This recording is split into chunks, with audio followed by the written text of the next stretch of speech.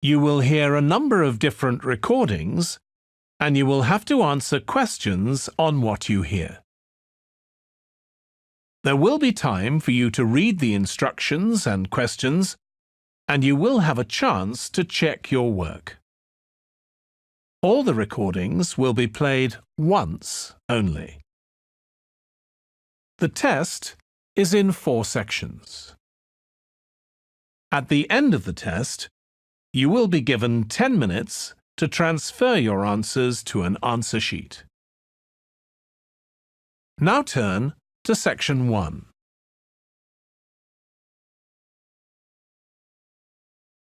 Section 1. You will hear a man inquiring in a tourist's centre about activities suitable for families. First, you have some time to look at questions 1 to 4.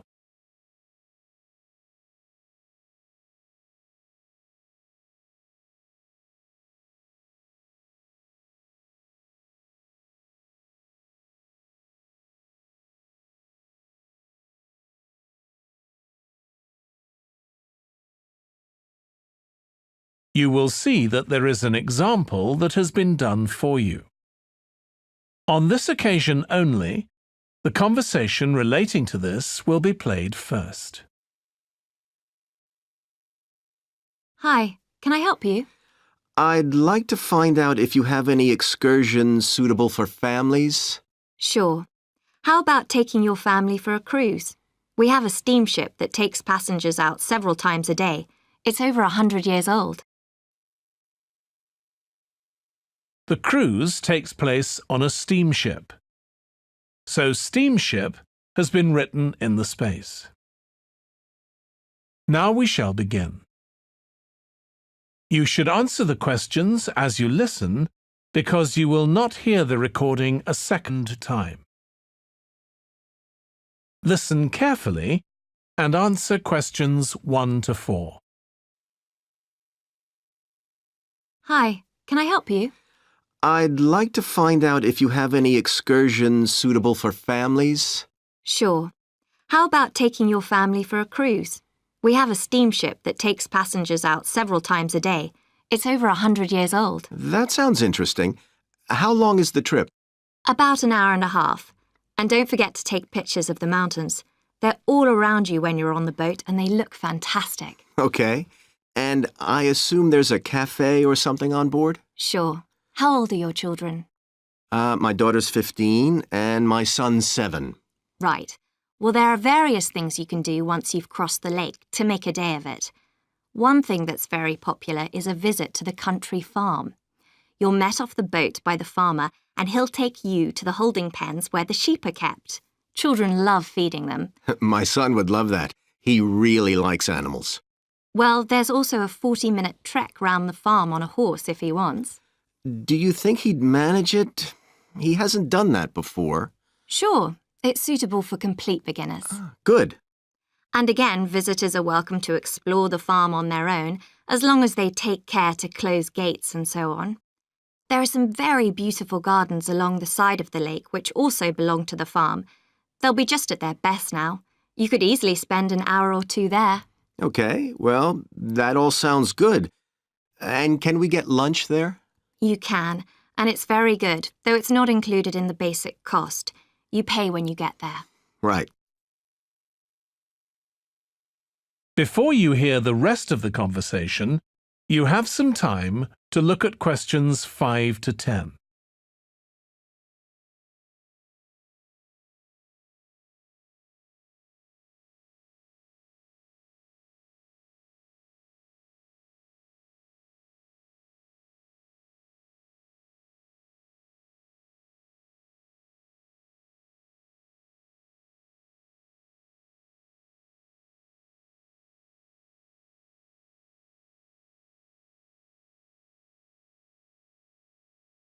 Now listen and answer questions 5 to 10.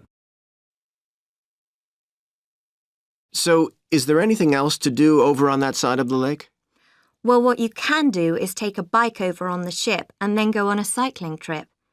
There's a trail there called the Back Road, You could easily spend 3 or 4 hours exploring it, and the scenery's wonderful. They'll give you a map when you get your ticket for the cruise. There's no extra charge.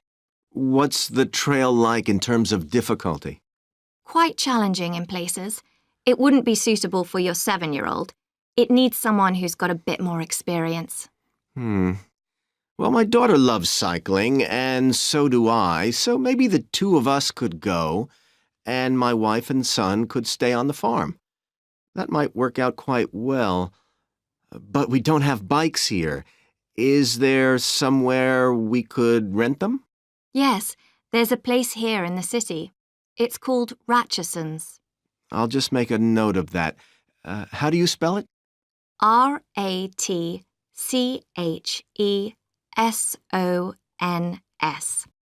It's just by the cruise ship terminal. Okay. You'd also need to pick up a repair kit for the bike from there to take along with you, and you'd need to take along a snack and some water. It'd be best to get those in the city. Fine. That shouldn't be a problem. And I assume I can rent a helmet from the bike place. Sure, you should definitely get that. It's a great ride, but you want to be well prepared because it's very remote. You won't see any shops round there or anywhere to stay, so you need to get back in time for the last boat. Yeah. So what sort of prices are we looking at here? Let's see. That'd be 1 adult and 1 child for the cruise with farm tour. That's $117, and an adult and a child for the cruise only, so that's $214 altogether. Oh, wait a minute. How old did you say your daughter was? 15. Then I'm afraid it's $267 because she has to pay the adult fare, which is $75, instead of the child fare, which is $22. Sorry about that. That's okay. So how do we find out? That is the end of section 1. You now have half a minute to check your answers.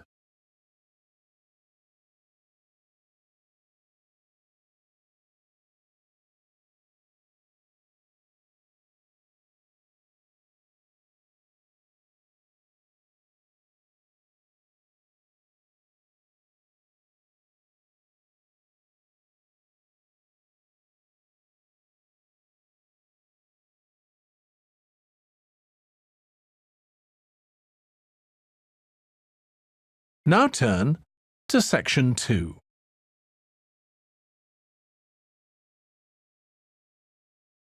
Section 2. You will hear a restaurant manager talking to a small group of new staff who are starting work as kitchen assistants in a restaurant. First, you have some time to look at questions 11 to 16.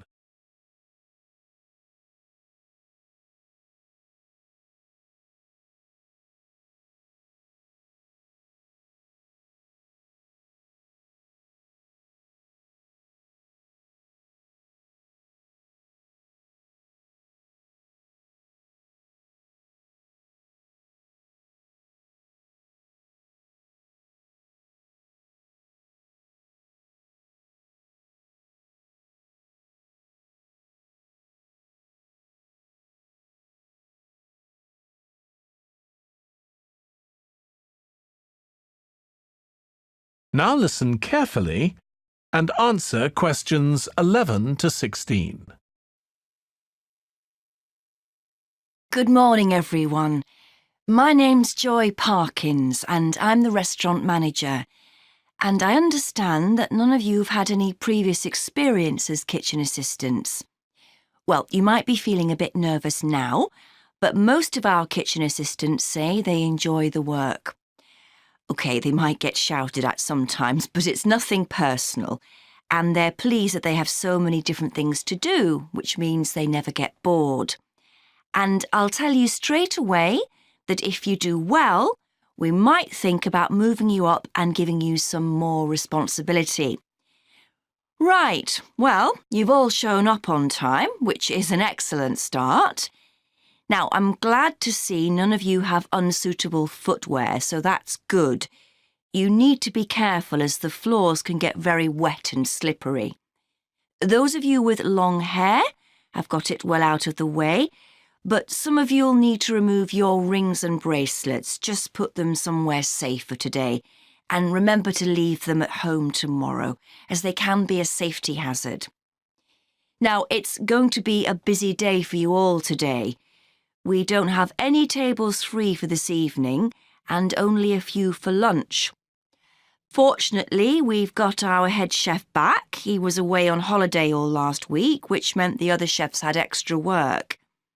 Now, I'll tell you a bit more about the job in a minute, but first, some general regulations.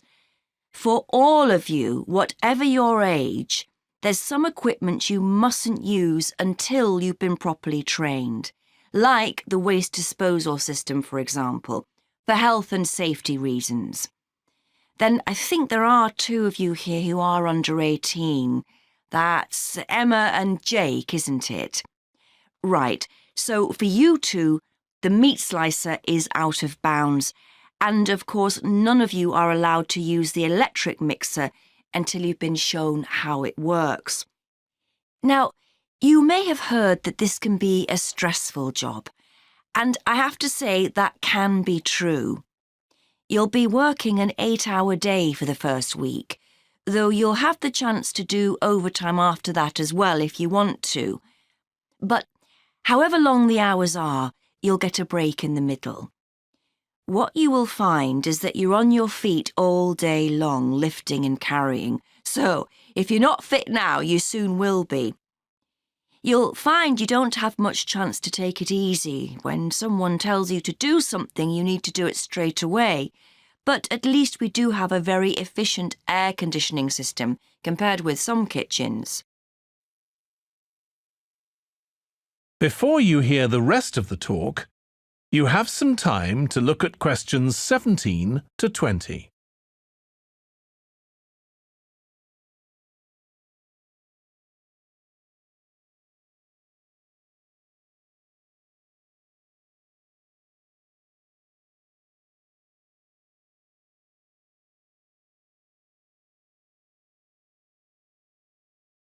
Now listen and answer questions 17 to 20. Now, let me tell you about some of the people you need to know. So, as I said, I'm Joy Parkins, and I decide who does what during the day and how long they work for. I'll be trying to get you to work with as many different people in the kitchen as possible, so that you learn while you're on the job. One person whose name you must remember is David Field. If you injure yourself at all, even if it's really minor, you must report to him, and he'll make sure the incident is recorded and you get the appropriate treatment. He's trained to give basic treatment to staff himself, or he'll send you off somewhere else if necessary. Then there's Dexter Wills. He's the person you need to see if you smash a plate or something like that. Don't just leave it and hope no one will notice. It's really important to get things noted and replaced, or there could be problems later. And finally, there's Mike Smith. He's the member of staff who takes care of all the stores of perishables. So, if you notice we're getting low in flour or sugar or something, make sure you let him know so he can put in an order. OK, now the next thing we need to cover.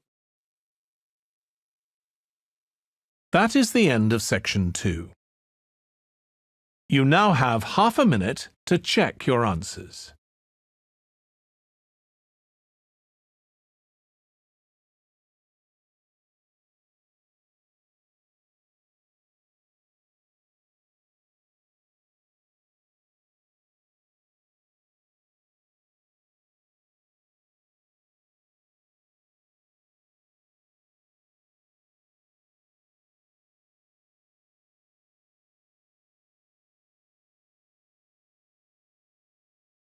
Now turn to section 3.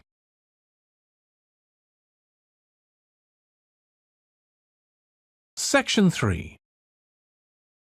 You will hear 2 students called Trudy and Stuart, who are both studying to be librarians, discussing a paper that they are going to write together. First, you have some time to look at questions 21 to 23.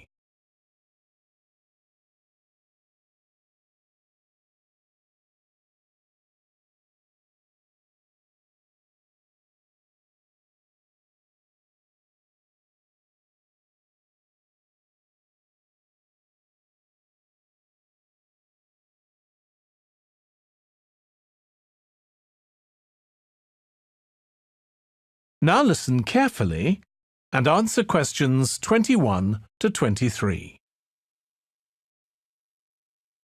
OK, Stuart, we need to start planning our paper on public libraries. Have you thought of an angle yet? Well, there's so much we could look into. How libraries have changed over the centuries, for instance, or how different countries organise them. What do you think, Trudy?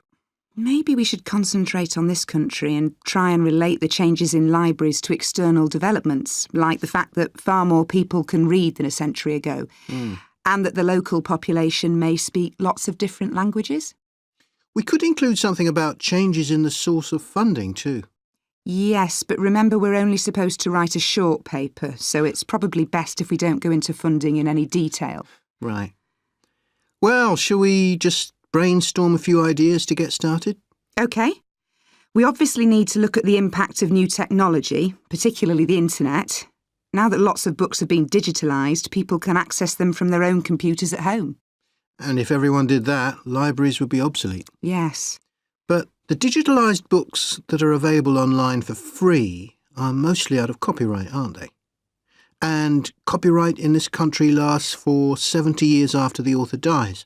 So you won't find the latest bestseller or up-to-date information. That's an important point. Anyway, I find it hard to concentrate when I'm reading a long text on a screen. I'd much rather read a physical book. And it takes longer to read on a screen. Oh, I prefer it. I suppose it's just a personal preference. I expect the libraries will go on evolving in the next few years. Some have already become centres where community activities take place, like local clubs meeting there. I think that'll become even more common. I'd like to think so. And that they'll still be serving their traditional function, but I'm not so sure. There are financial implications after all. What I'm afraid will happen is that books and magazines will all disappear and there'll just be rows and rows of computers. They won't look anything like the libraries we're used to. Well, we'll see. Before you hear the rest of the discussion, you have some time to look at questions 24 to 30.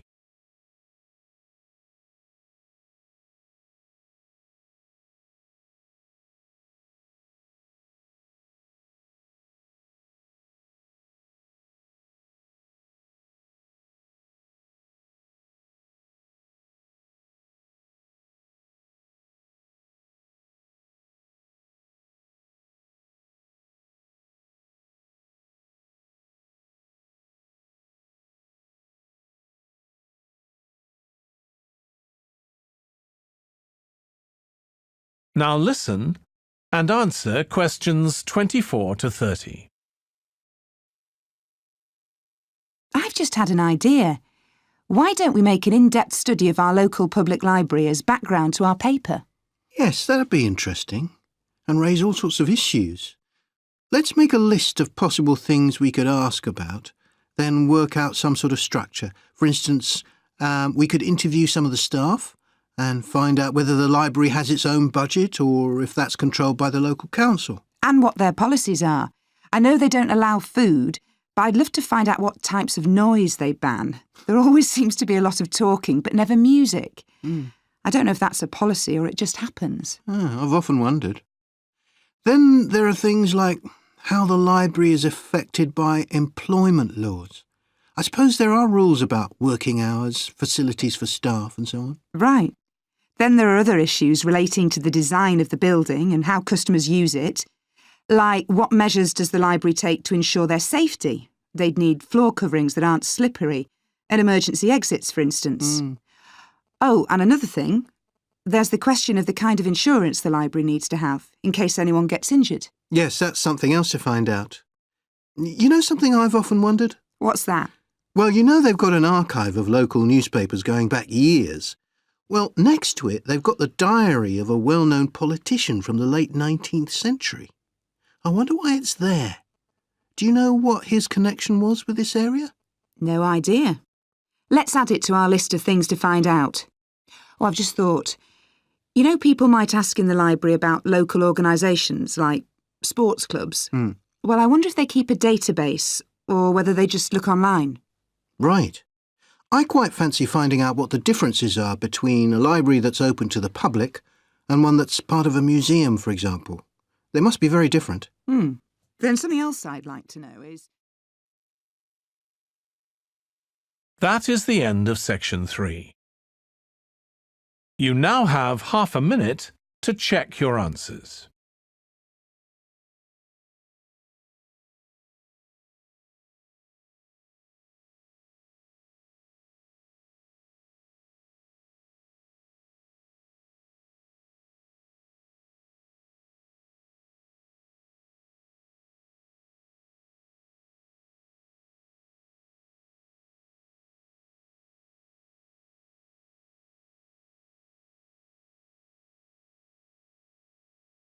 Now turn to section 4.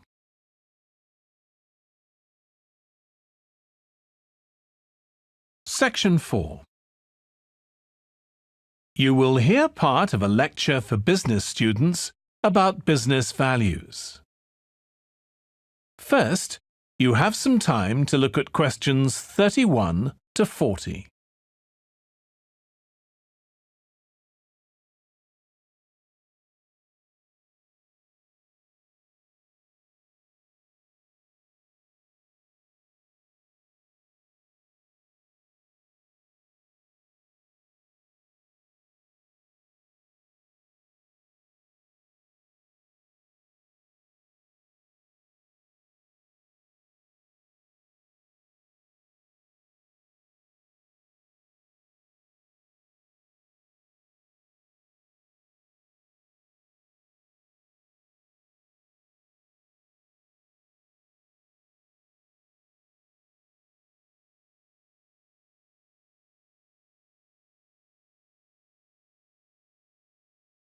Now listen carefully and answer questions 31 to 40. In public discussion of business, we take certain values for granted. Today, I'm going to talk about 4 of them: collaboration, hard work, creativity, and excellence. Most people would say they're all good things. I'm going to suggest that's an oversimple view. The trouble with these values is that they're theoretical concepts, removed from the reality of day-to-day business. Pursue values by all means, but be prepared for what may happen as a result. They can actually cause damage, which is not at all the intention. Business leaders generally try to do the right thing, but all too often the right thing backfires if those leaders adopt values without understanding and managing the side effects that arise. The values can easily get in the way of what's actually intended. OK, so the first value I'm going to discuss is collaboration. Let me give you an example. On a management training course I once attended, we were put into groups and had to construct a bridge across a stream, using building blocks that we were given. The rule was that everyone in the team had to move at least one building block during the construction. This was intended to encourage teamwork. But it was really a job best done by one person. The other teams tried to collaborate on building the structure and descended into confusion, with everyone getting in each other's way. Our team leader solved the challenge brilliantly. She simply asked everyone in the team to move a piece a few centimetres to comply with the rule, and then let the person in the team with an aptitude for puzzles like this build it alone. We finished before any other team. My point is that the task wasn't really suited to team working, so why make it one? Teamwork can also lead to inconsistency, a common cause of poor sales. In the case of a smartphone that a certain company launched, one director wanted to target the business market, and another demanded it was aimed at consumers. The company wanted both directors to be involved, so gave the product a consumer-friendly name, but marketed it to companies. The result was that it met the needs of neither group. It would have been better to let one director or the other have his way, not both.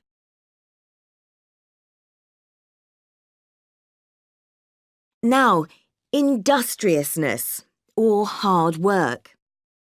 It's easy to mock people who say they work hard. After all, a hamster running around in a wheel is working hard and getting nowhere.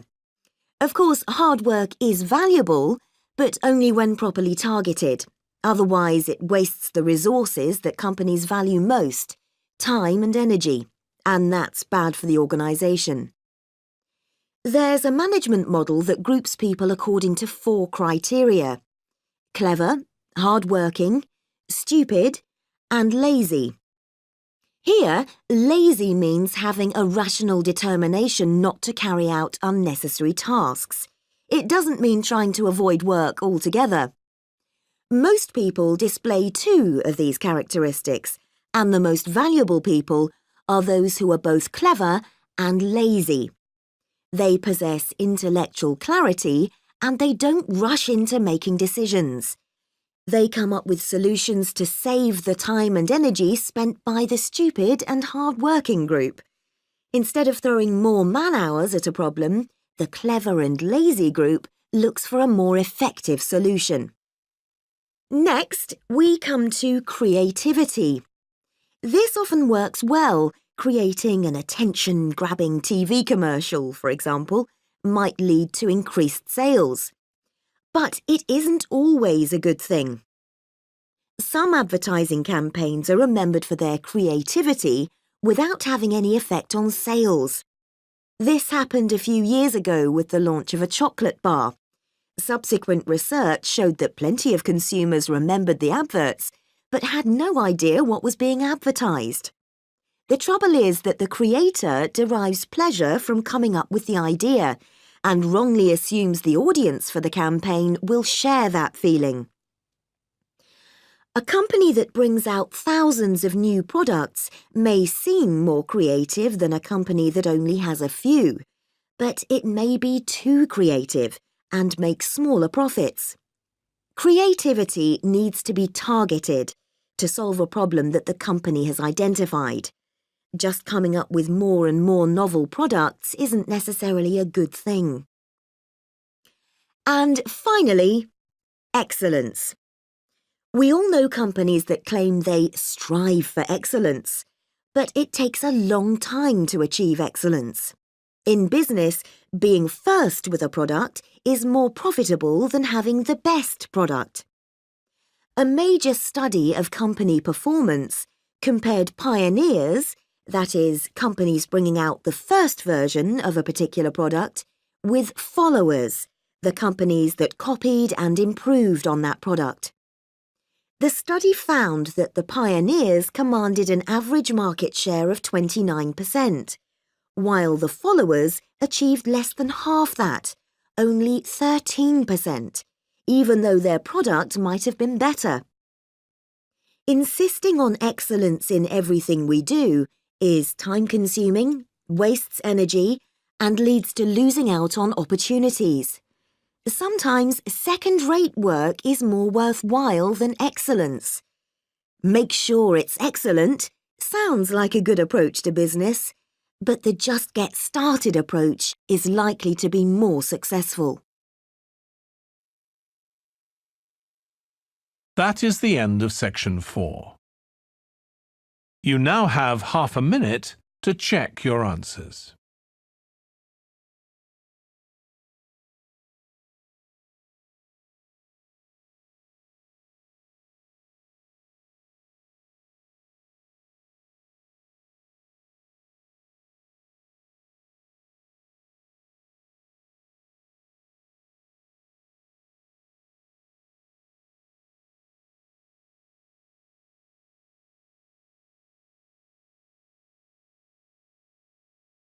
That is the end of the listening test. In the Ielts test, you would now have 10 minutes to transfer your answers to the answer sheet.